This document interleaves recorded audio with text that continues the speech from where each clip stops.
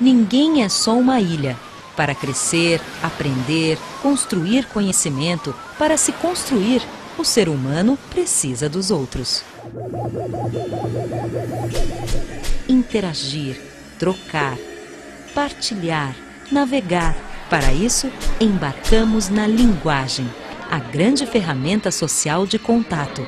E é ela que, possibilitando a troca com o outro, permite a cada indivíduo, constituído dessa interação com o outro, completar-se para conquistar o seu potencial. Esse é o pensamento de Lev Vygotsky, o psicólogo e professor judeu-russo que fundou a chamada psicologia histórico-cultural, também conhecida como psicologia interativista sociocultural ou psicologia socio-interacionista, ou ainda teoria histórico-social. Ele foi o primeiro psicólogo moderno a enfatizar que a cultura se integra ao homem pela atividade cerebral, estimulada pela interação entre parceiros sociais, mediada pela linguagem. A linguagem, a ferramenta que torna o animal homem, verdadeiramente humano. Contemporâneo do psicanalista e professor suíço Jean Piaget, Lev Vygotsky nasceu na cidadezinha de Orsha, em pleno Império Russo, na região da Bielorrússia, no final do século XIX. E morreu jovem, de tuberculose, aos 37 anos, porém com uma importante obra de mais de 200 de trabalhos científicos. Os mais conhecidos no livro Pensamento e Linguagem. Vygotsky recebeu a sua formação inicial diretamente de tutores na residência da sua infância, conforme a tradição das famílias abastadas, e mais tarde foi estudar na Universidade de Moscou, onde integrou um grupo de jovens intelectuais que buscavam um elo entre socialismo e uma nova psicologia integradora de corpo e mente.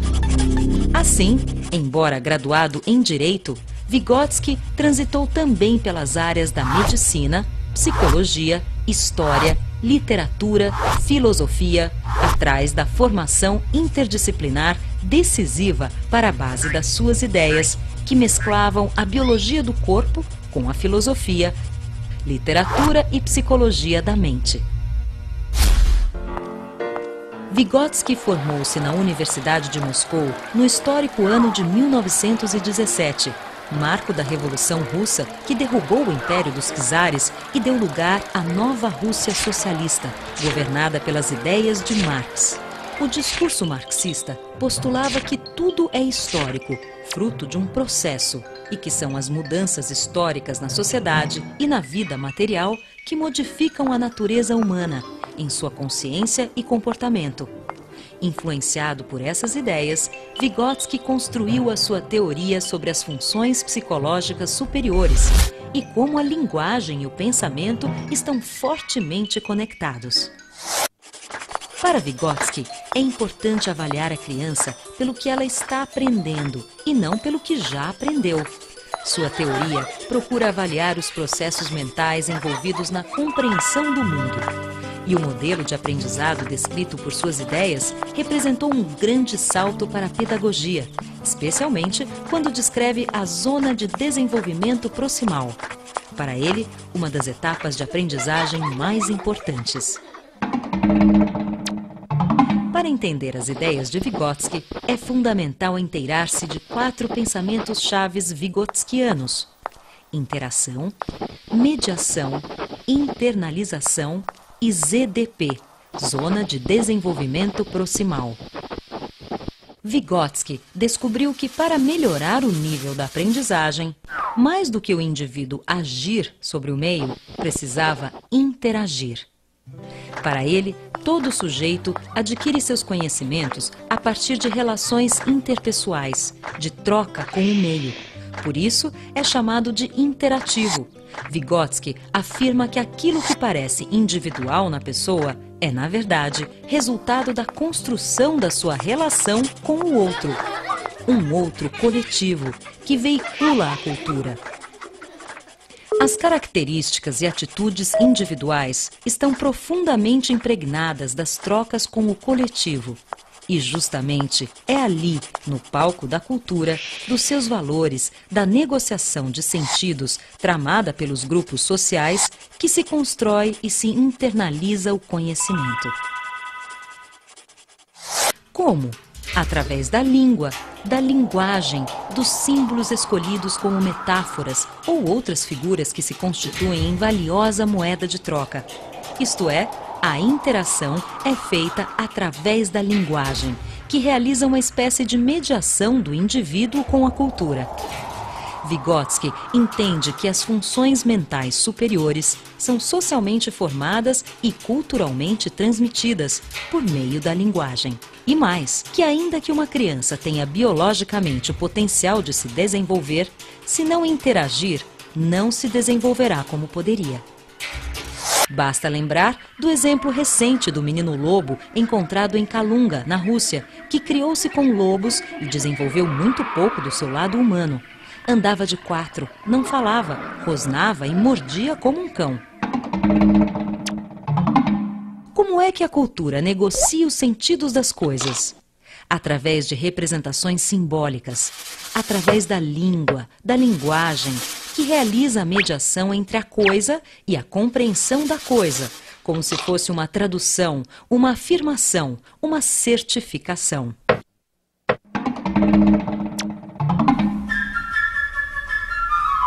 Se pegarmos, por exemplo, uma cadeira, e há um consenso entre nós de que vamos chamá-la de cadeira, e que se diz cadeira, e que serve para sentar, a criança entende. Esta informação vai parar lá no seu cérebro, onde fica armazenada junto com o atributo sentar. Passamos assim para a terceira ideia-chave de Vygotsky, a internalização, que é o momento em que o aprendizado se completa, quando a criança, ao refletir sobre o nome e o significado de cadeira, ao internalizá-los, consegue abstrair o conceito de cadeira e torná-lo universal. E então, cadeira não cabe mais só na palavra cadeira, porque a própria criança descobre os muitos sentidos da palavra, que adquire, assim, novos tons, afetivos, emocionais, de memória, de sentimento ou simplesmente de informação. Tudo via mediação da linguagem, na troca com os outros, interação, e consigo mesma, internalização. A criança apreende conhecimentos, papéis sociais e valores. E, finalmente, a quarta expressão vygotskiana, ZDP, Zona de Desenvolvimento Proximal, que nada mais é do que aquele espaço em branco que existe entre o que a criança já é, já sabe fazer sozinha, e aquilo que ela tem a potencialidade para vir a ser, desde que seja assistida, aprenda com os outros.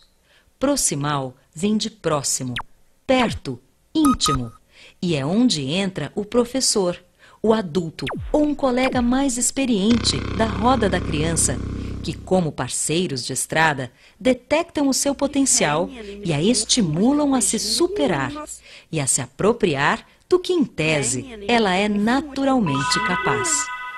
E assim fica claro o papel do professor.